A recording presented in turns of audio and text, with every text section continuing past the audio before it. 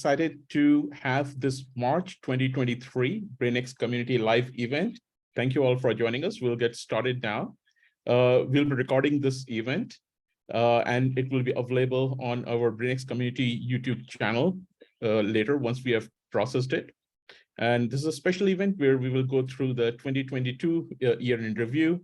We'll be joined by many of those who contributed us. But before we go to that, just wanted to share the BrainX community philosophy and why we started it a few years ago. And you can see the picture from our very first event, which was a live event. And since then, we have gone to virtual because we are joined by people from across the world. So it was started with the idea of having machine learning in healthcare for good platform where everybody can contribute, learn, and collaborate together. We have had 4+ very successful years. We have grown to be a 4,000+ member international community. There's a very active LinkedIn group which shares a lot of material for everyone. And we are very focused on scientific content. We have our website, brainxai.org or brainxcommunity.com, which has a great deal of diverse content, both suited for clinicians, machine learning experts, and many more who are interested in this field. And then, of course, we do these monthly live sessions, just like we are doing one today. Again, those who haven't seen our website, you will find our landing page, which has links to a lot of different sections within the website. Of course, stay tuned to the update section where we post the most current updates and information. We have the Connect segment. That's where we post information about our live sessions that are shared and subsequently available on our YouTube channel. And here is a picture of our YouTube channel. You can go over there, listen to the prior sessions or watch the prior sessions, listen to the speakers, and learn from their valuable experience and expertise. As I said, we have a very active LinkedIn group that shares a lot of scientific material and learning opportunities. So please join that. It goes by the same name as BrainX community in the group. And we have our Learn section, which provides a list of curated articles and direct links to those articles. Of course, we can't provide all the articles because of copyright, but you can go and look at the different publications for your healthcare specialty. There is a filter function over there. They're categorized for different specialties such as cardiology, radiology, or whichever one you want to look at. And we have also added a journals filter in there, so you can follow certain journals which are very focused on AI in healthcare. We have our very popular data section, which is the largest repository of open source data sets, which is also filterable. So you can search for data sets related to your favorite healthcare specialty. And our popular podcast series called BrainX Talks, which features the experts from across the world who have been working in the field of AI in healthcare and learn from their experiences, learn from their vision for the future. Of course, the meetings are coming back, the conferences are coming back, thanks to the COVID simmering down. And we provide the whole host of upcoming meetings and conferences that you might want to participate in, so you can make it your one-stop shop and see where we can connect next. And of course, that brings us to today's session, which is focused on the 2022 year in review.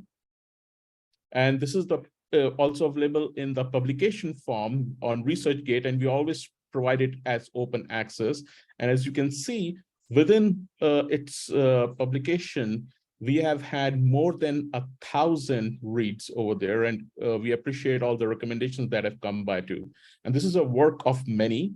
It does happen in a short period of time, so we appreciate the expert viewpoints and the quick turnaround for this. And why are we doing this? Why have we provided this year in review year over year? As we all know, there has been an exponential increase in the number of publications related to AI in healthcare.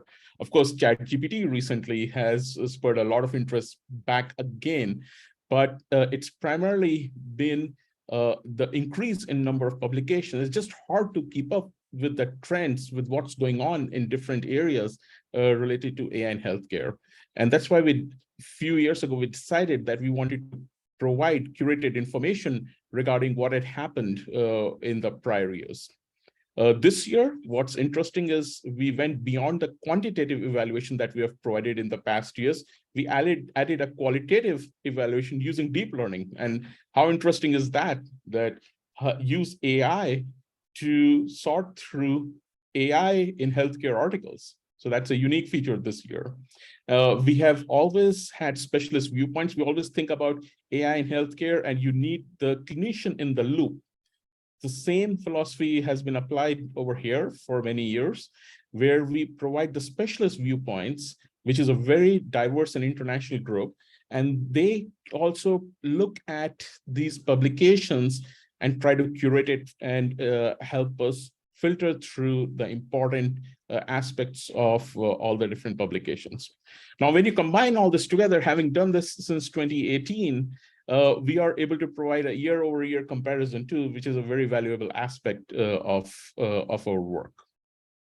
So let's go to the methods. How do we do it? And it's a very simple PubMed search that we perform based on two key phrases: artificial intelligence and machine learning. Of course, for the whole prior year, we finalize it on January 1st.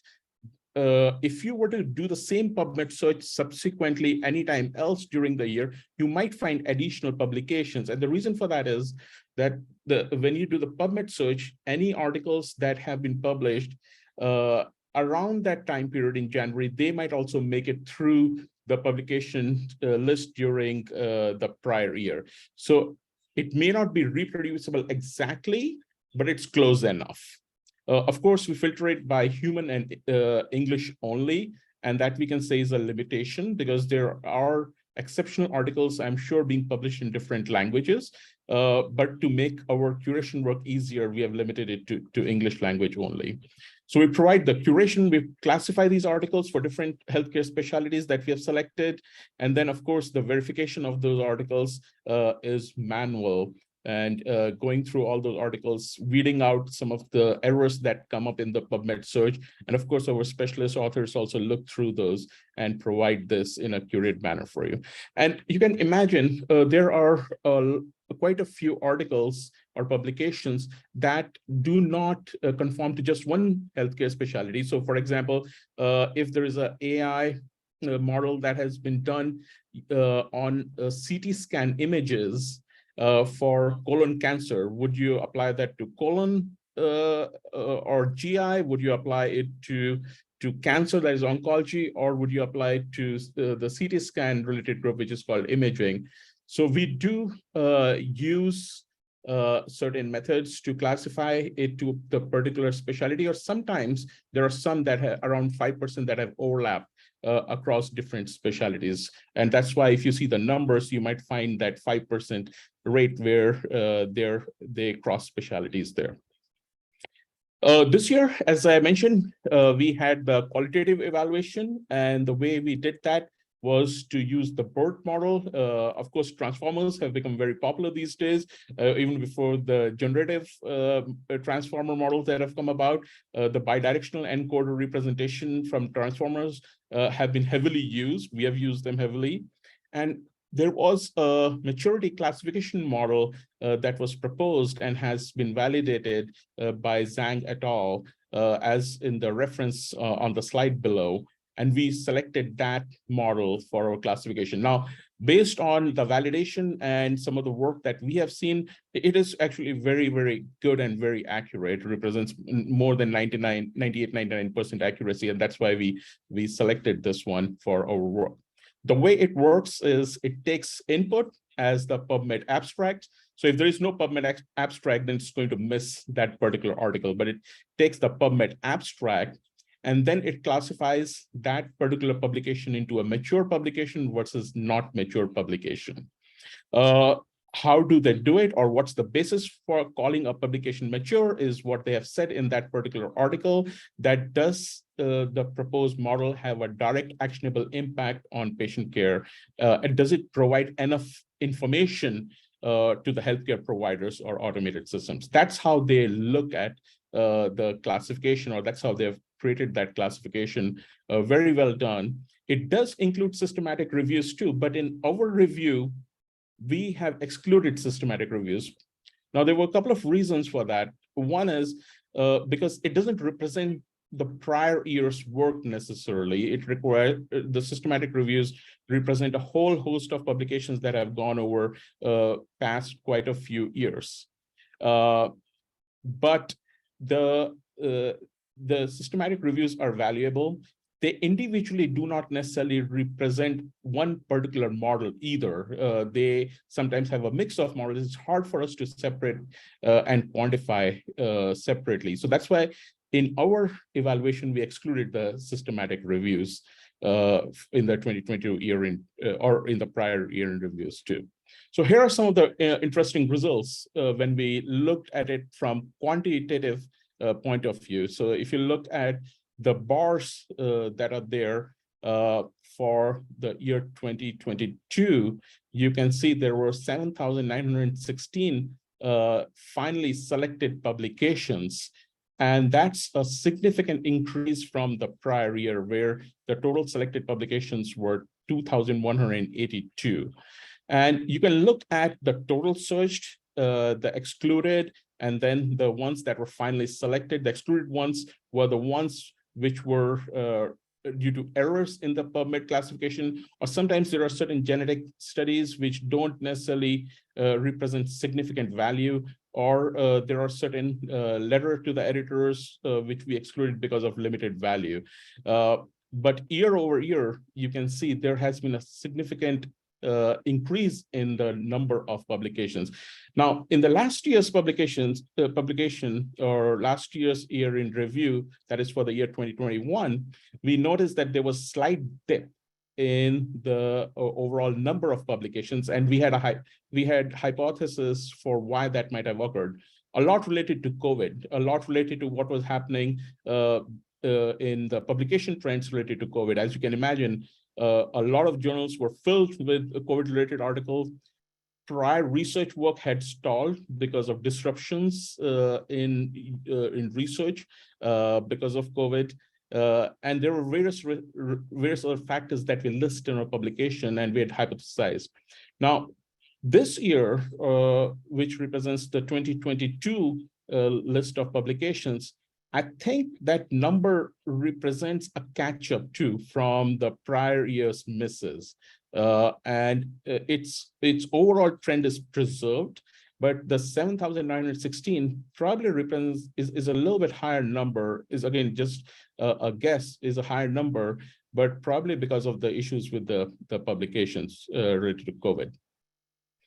Every specialty saw a significant increase, around 4 to 5-fold increase. The green bar represents 2022 publications, and you can see pretty much every specialty had a pretty big bump. And you can look at the numbers for those who look at trends better, by numbers. The interesting one that I saw in this was gastroenterology. So that's somewhere around like 10th, 11th down the row. And if you look at 2021, there were 173 publications, whereas 2022, there were 181. That's the only one that I saw where the number of publications were more or less same as last year, whereas every other healthcare specialty saw a pretty significant increase. And again, here are some trends for the top 10 specialties by the numbers. So when you look at the most published ones, whether it's cardiology, whether it's neurology, oncology, or imaging has been the leader for a long period of time. You can see that in 2021, there was a slight dip, but then the trends have caught up. And if you were to draw a straight line, probably the trends are preserved. And all specialties in this group saw a pretty substantial increase in number of publications. Jumping over to qualitative assessment. So when we looked at the mature publications defined by our methodology, as I said previously, in 2021, we had not only seen a dip in the number of publications, but also a dip in mature publications. So we went back and we did the maturity classification for the prior years, that is 2019 through 2022. And what we found was that there was somewhere between 6 to 7% rate of publications that were mature, except for the year 2021. Now, 2021 did have quite a few systematic reviews too, which might have impacted this number, but there was a significant dip in both the numbers and the number of mature publications, which has again resumed. We are back to around 7.67% mature publications year over year. And if you look at different specialties, you can see radiology or imaging has the highest number of publications and the highest number of mature publications. Similarly, some of the other notable areas or healthcare specialties are cardiovascular, ophthalmology. You can think about those diabetic retinopathy publications, of course, oncology. Pathology is another interesting one where there has been a significant increase in mature publications. So while the trends are impressive and the trends are towards improvement in the quantity of publication, those similar trends are also being seen in the maturity of these publications. And again, if you want to look at it in terms of numbers, you can see it in our publication, our year in review. We have listed those two for your convenience. Now, another thing that we added this year was to look at what do these publications represent? What kind of data do these publications represent, and what kind of model trends do they represent? And of course, it's not a surprise. This is again a pre-Chat GPT era. So we are still seeing image-based data sets which are being heavily utilized for these publications. And that's why oncology, imaging, pathology, GI, cardiology, for that matter, which are all using image-based data, still are significant leaders, and the data type as the image data type is predominantly in use. Now, it'll be interesting to see if that changes in the next few years. My guess is yes, but it'll be interesting to see if that changes. In terms of the model, as you can imagine, convolutional neural networks are the ones that would be most heavily used if you're using image data set, and that's what we saw in our model classification too, that most of the data types that had been used were image related, and the most of the models that were used were deep learning models. Of course, there is some amount of NLP, but it's pretty small. Hopefully that will grow. Partly, this is also related to what kind of data is readily available. So if you look at the open source data sets, the imaging data set has been more readily available. The societies, that is the Radiology Society, has supported this work heavily. So I think there are a lot of factors why image-based data has been primarily in use for research and publication, and related to that, why deep learning methods and especially convolutional neural network methods have been primarily applied in those. If you go back to our publication, you will find that we provided specialty-based index over there, so you can look at each and individual specialty.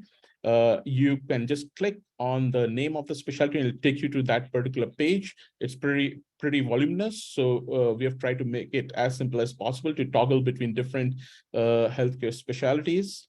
In the references that we provide, the references which are in italics and in bold represent the mature publication. So when you're looking through the list of references and you want to just go through the mature publications, look out for the ones that are there in bold and in italics. They are the ones which were classified as mature by the deep learning method that we had applied, making it easier for you to sort through those.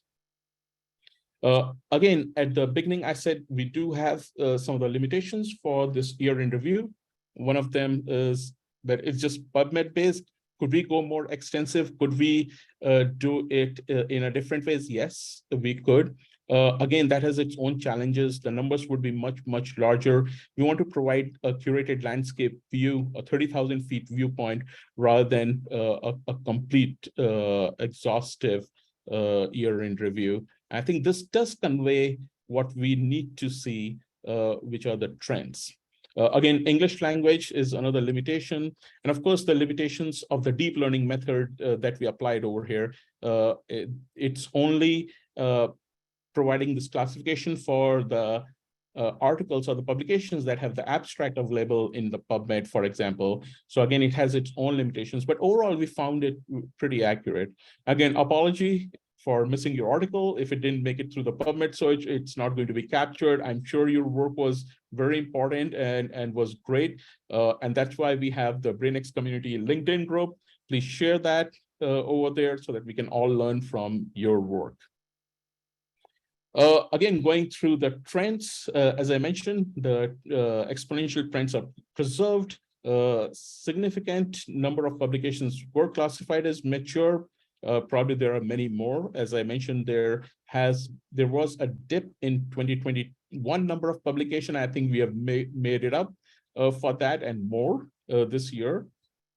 And this year would want to recognize the 34 specialist authors, many of who are joining us today. They helped us curate these list of publications into these 26 healthcare-based specialties. They provided us with the abstract or editorial format. This was the first time that pathology made it, thanks to my medical school classmate, Rama, who is here too today. We do provide the author bios so that you can learn about our experts, connect with them, and hopefully collaborate with them too.